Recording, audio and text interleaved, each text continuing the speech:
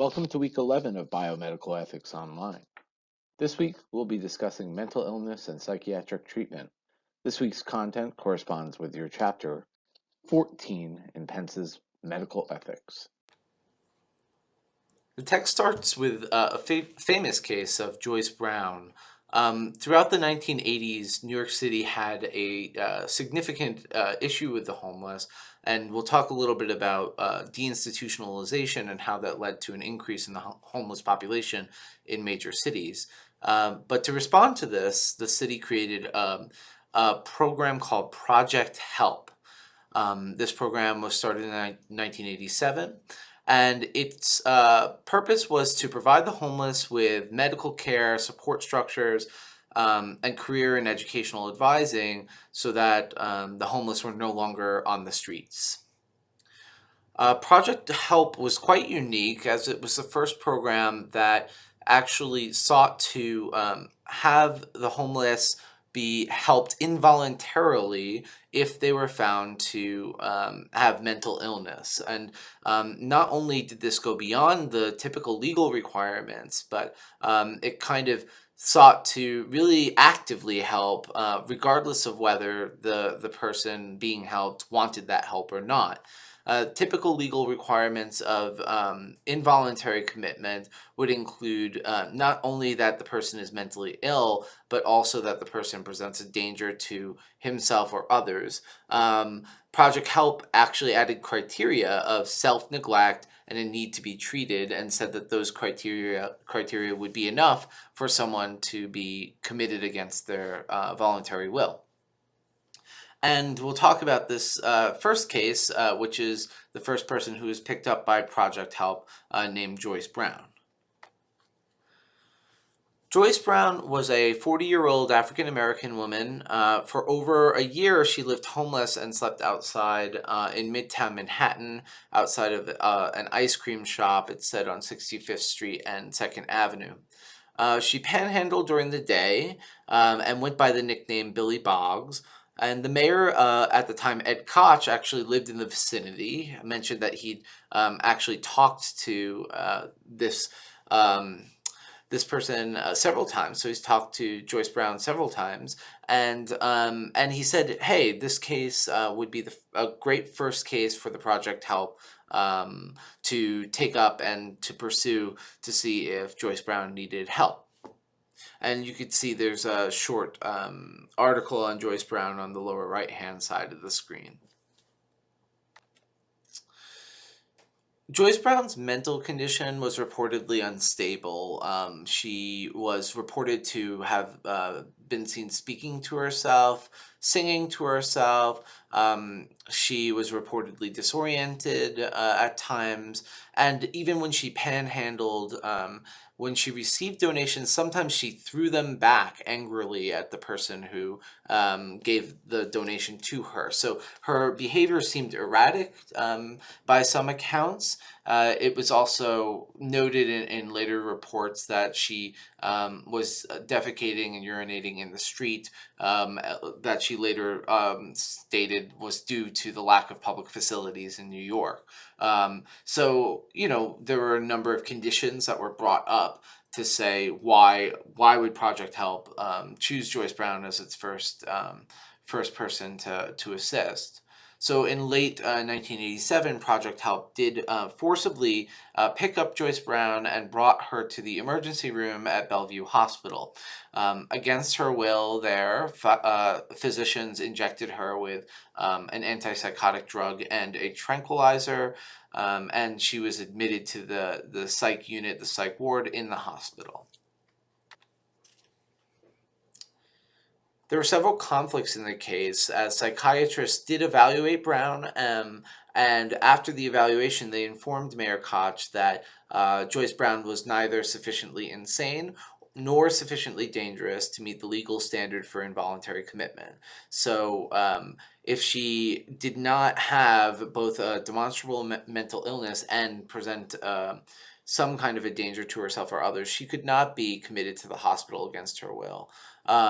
So what resulted was a hearing in which the the case of Joyce Brown was defended by the American Civil Liberties Union, and the state basically brought psychiatrists to testify on its behalf.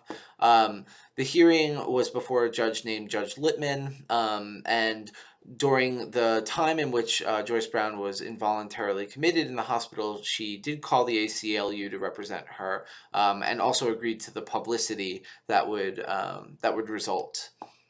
And Joyce had three sisters that lived in New Jersey, so there were family members in the area, and they testified at the hearing that Joyce was bright, healthy. They noted her career. She had graduated high school and gone on to business school, and in fact had held several successful jobs. But Joyce had substance abuse issues, started taking heroin and later cocaine. In 1982, her mental health declined, and the sisters noted that she was fired from her job. They tried to intervene and get her help. It's said that they tricked her, or Joyce felt that they tricked her into voluntarily committing herself into a hospital. But she resisted treatment in the hospital. In fact, the hospital was documented as having isolated her at times, and there's a whole question of whether, I believe it was the East Orange Hospital in New Jersey, whether they treated her well. But she resisted treatment and eventually fled the hospital and was released.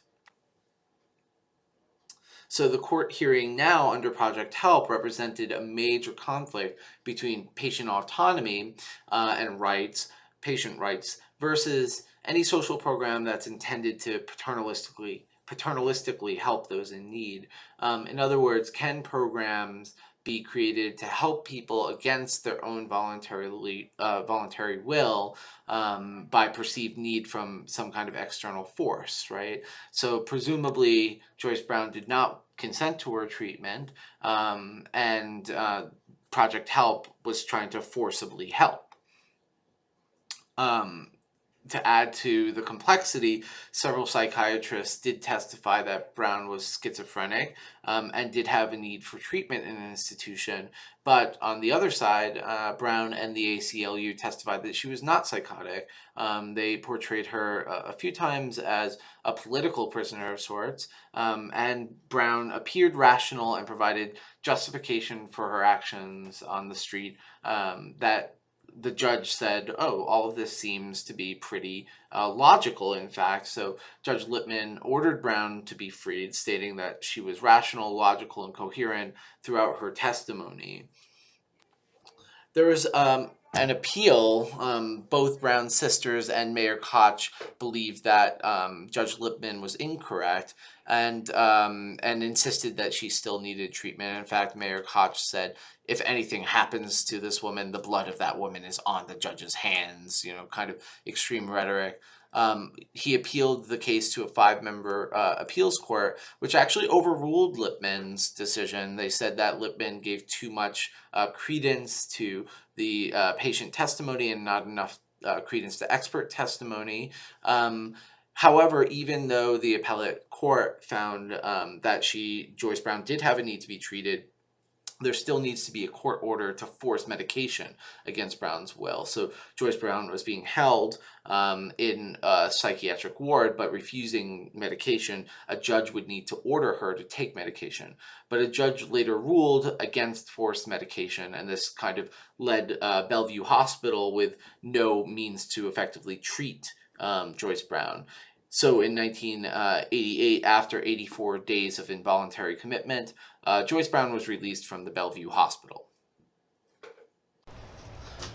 So after Joyce Brown was released, she gained some degree of notoriety. She had a series of public appearances. She stated she was incarcerated against her will as a political prisoner.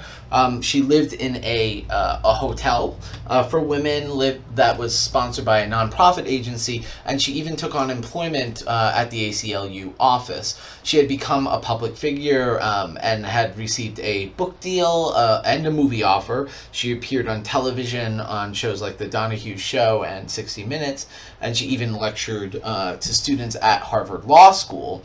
However, soon after her release, things took a turn for the worse.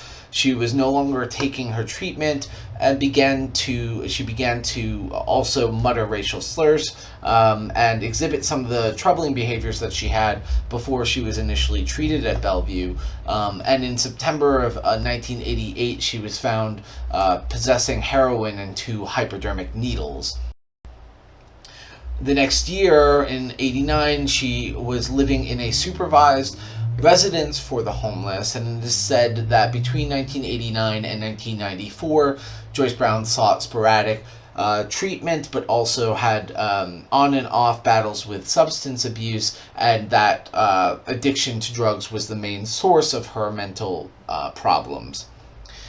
Joyce Brown was last seen publicly at a talk from the Institute of Community Living in 2000. She had suffered a stroke, and so at the time was recovering from that. She is said to have lived in Brooklyn until November 29th, 2005, when she died at age 58. The history of mental illness spans hundreds of years, and you could see writings on early mental illness as ancient as the ancient Greeks. Early written thought, was that the mental illness was caused by voices of the gods in one's head. So several early philosophers, including Hippocrates and Plato, gestured towards a natural cause or an imbalance in the mind as the source of perhaps mental disease.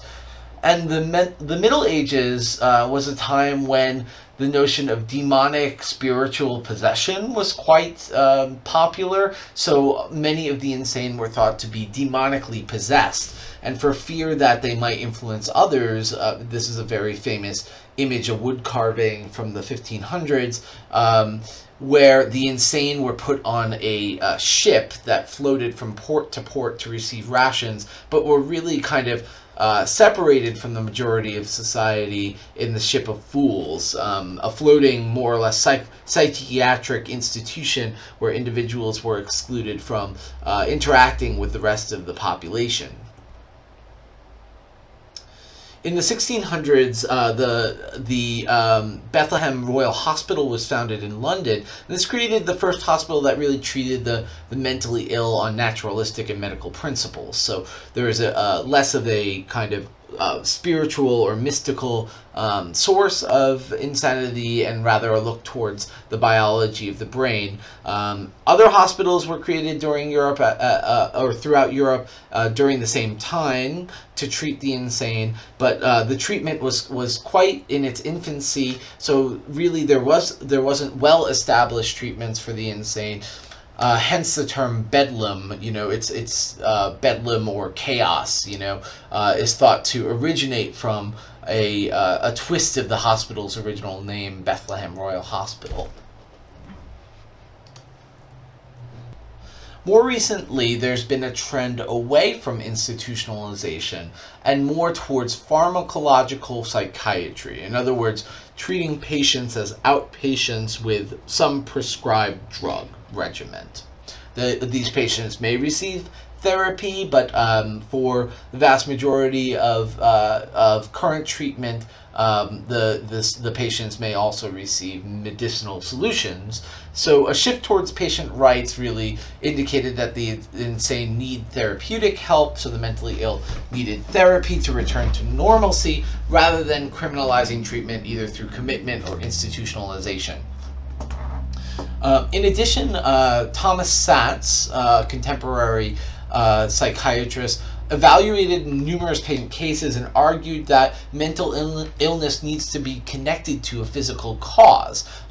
He said that numerous social values are embedded in our judgment of the mentally ill, and if the mental illness cannot be, or is not stemming, cannot be traced to a physical cause, then it isn't real. He said that perhaps there's a myth of mental illness if it's just merely making a value claim about the individual. So this kind of twisted towards more or less trying to find naturalistic causes, actual physical causes for mental illness, and treating them with medicine. Along the same time, patients' rights evolved quite significantly, and an important series of legal decisions significantly impacted the rights that individuals have and the rights that psychiatric patients enjoy.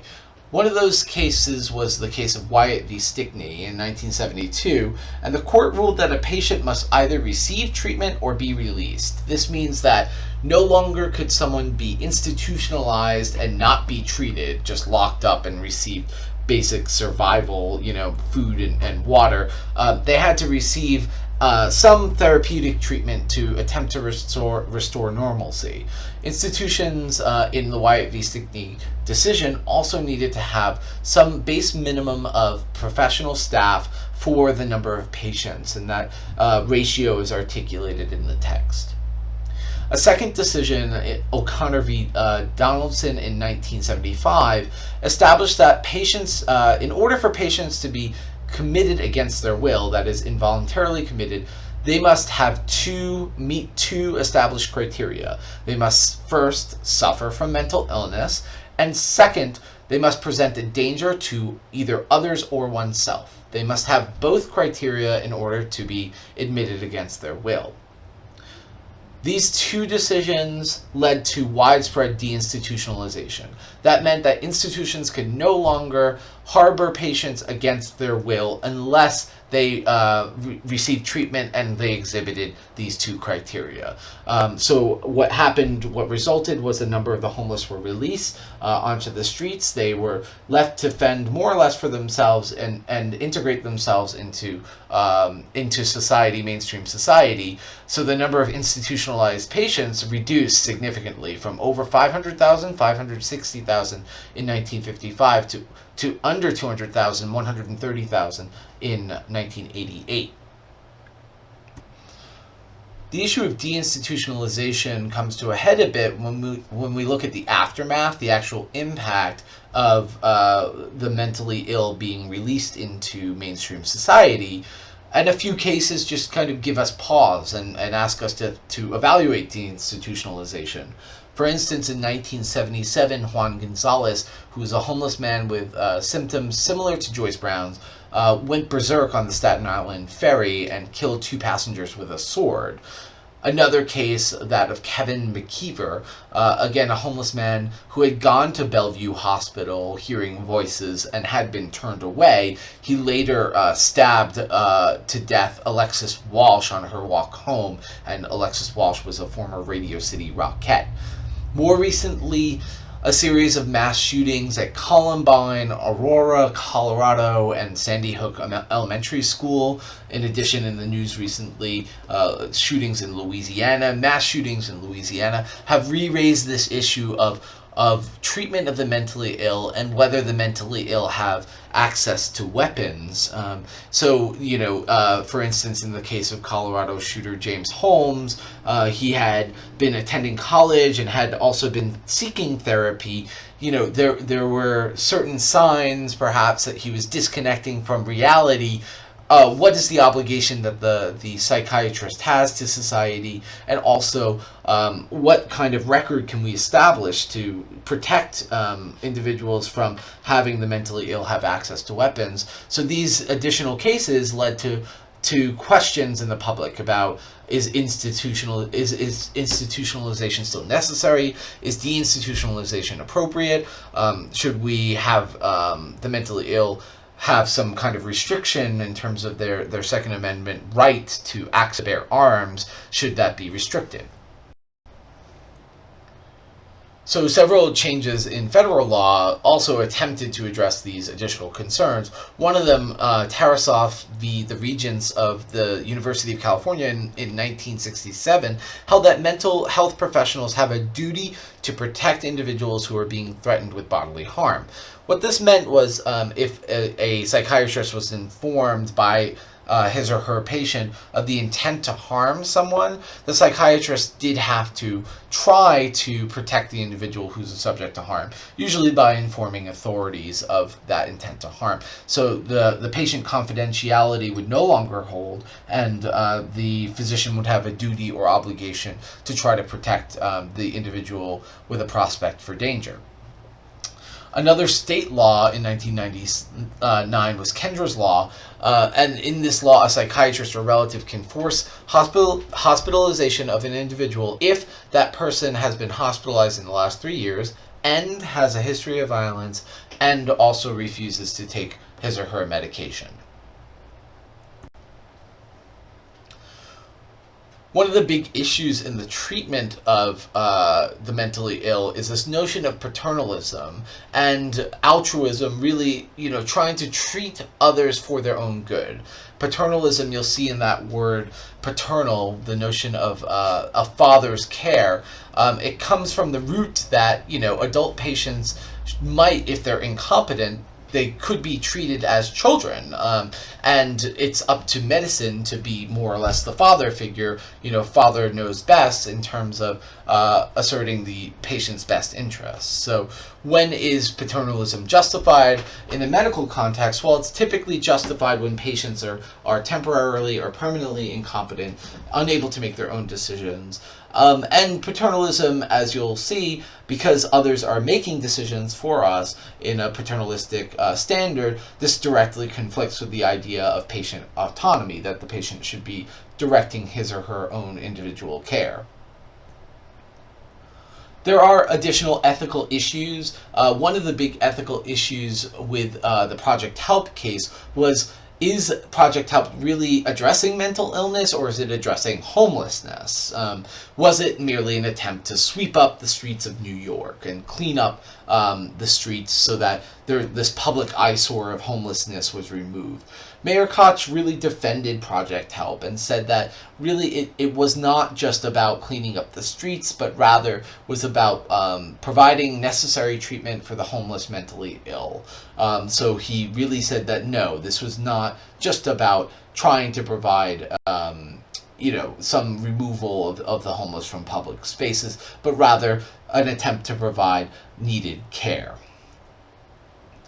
Another ethical issue presented by cases like Project Help is there a trend towards government power, and does this violate individual freedom?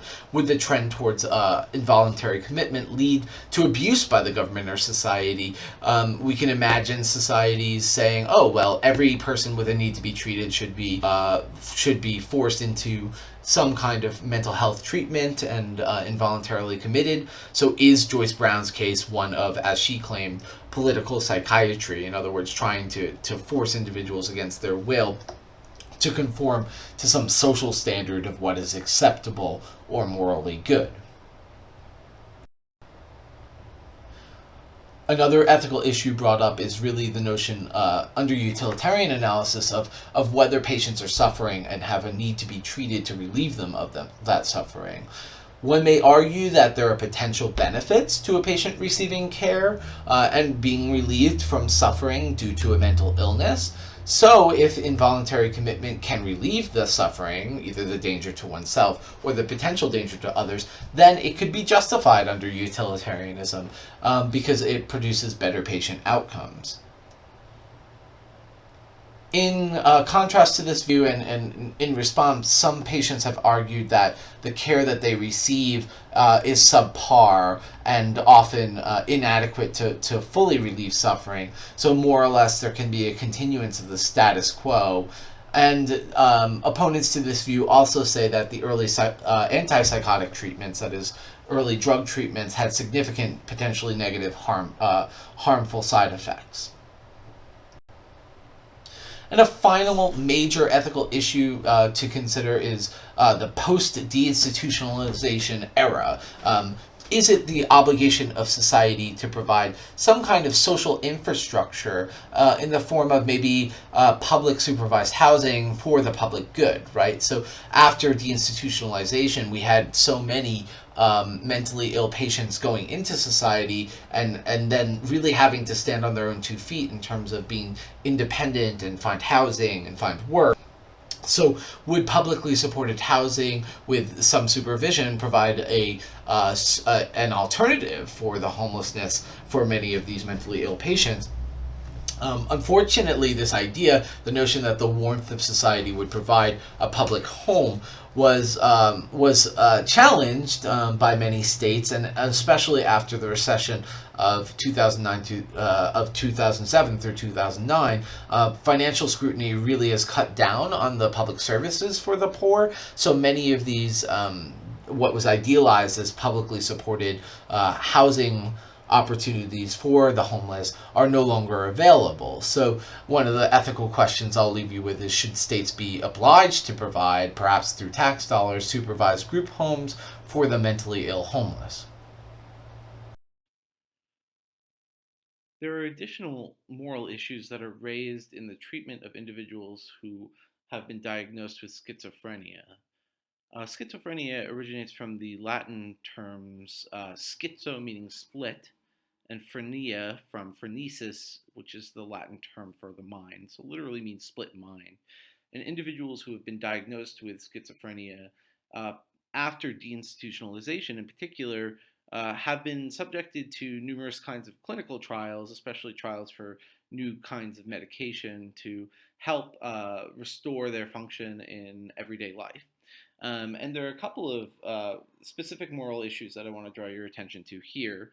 One in particular, in the 1980s, 1984, part of a research trial at the Maryland Psychiatric Research Center involved so-called washout periods where individuals who were signed up for the research and consented to participate in the research were asked to undergo more or less unsupervised periods of completely being without treatment so that they can wash out or return to a kind of blank slate before going through the new research with the new drug. The idea is that their old treatment would wash through the system and they'd be able to then enter the research study taking a new treatment that would show how that treatment compares to the old treatment. But they don't want to confuse the new treatment's effects with those of a current medication or a recent medication. And what happened in several cases, as you can read about, in particular with the case of Greg Friend, is that people during these washout periods, if they were not, let's say, institutionalized, so they weren't able to be looked after under a supervised setting, they became suicidal. Some of them hallucinated, and during these periods in which they did not have any treatment in preparation for the research study, they were subjected to the prospect of some severe harm. So the ethics of washout periods is really in question here with regard to finding new treatments.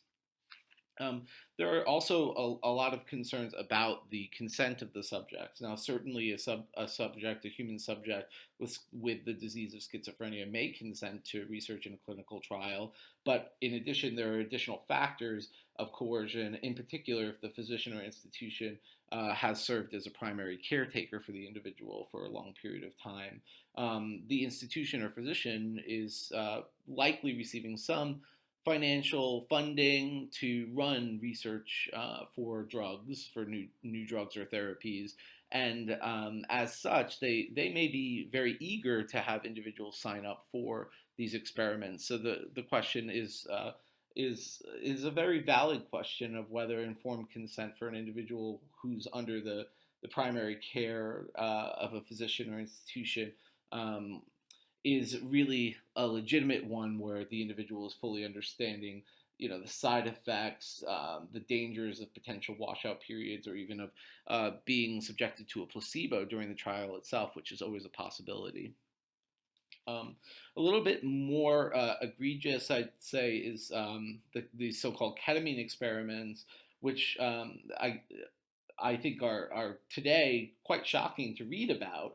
But in the 1990s, there was a thought that the effects of schizophrenia can be reproduced by administering ketamine to individuals who didn't have the disease. So in a funded research project, ketamine was administered to normal individuals in order to produce schizophrenia, And this was not done to as a therapeutic experiment, but more or less to understand the aspects of psychosis itself.